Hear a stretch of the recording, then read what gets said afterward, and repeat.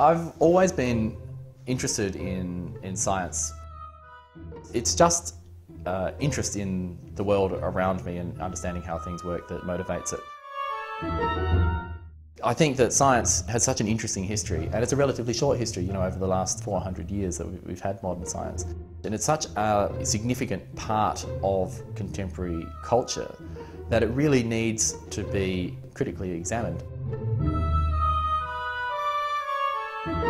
The show I'm working on at the moment is called The Civilizing Process. It's going to be exhibited at Volta 8 in Basel in 2012.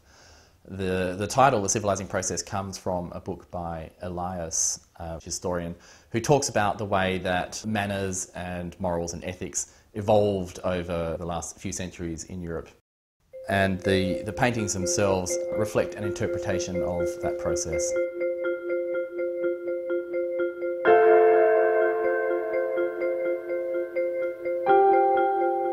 There are two main reference points for this show. The first one is a painting by Cornelius van Dalem, painted at the end of the 16th century, called Landscape with the Origin of Civilization, which is a beautiful painting that has this, it's almost an early Renaissance landscape with figures in there just beginning to develop some forms of agriculture and technology. And it's a fascinating painting because it demonstrates a type of reflection on how European society has developed over the previous millennia. It comes right at the point where modern science is about to emerge, just before Galileo does his work, just after Copernicus has published. So it's right in this point when the worldview is beginning to change from something like a natural order to something that is a human-produced order.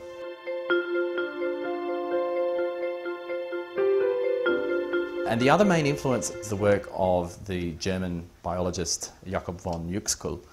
And his main contribution, I guess, is the idea of the Umwelt, where he talks about how each animal has a particular perception of the world. So he looks at how the world would look to a fly. So he has this idea that all of these entities exist in their own Umwelten. They're like a bubble of sensory perception.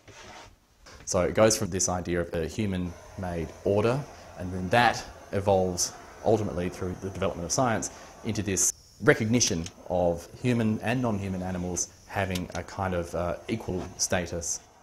So those are the two ideas that I want to try and bring together.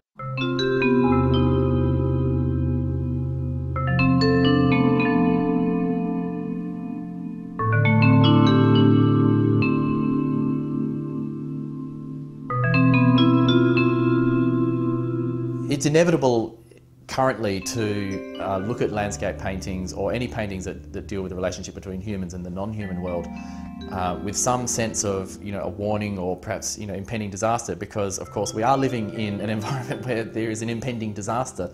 However, I conceive the works more in a tradition of a utopian ideal. So in these paintings you have the Barbary sheep being led through various types of landscapes, or interacting with or contributing to the development of these pieces of technology. And that's my idea of bringing the non-humans into the future with the humans. We're not against them. Science is not against nature, and I think that, you know, in the future we could anticipate, hopefully, an even deeper level of integration.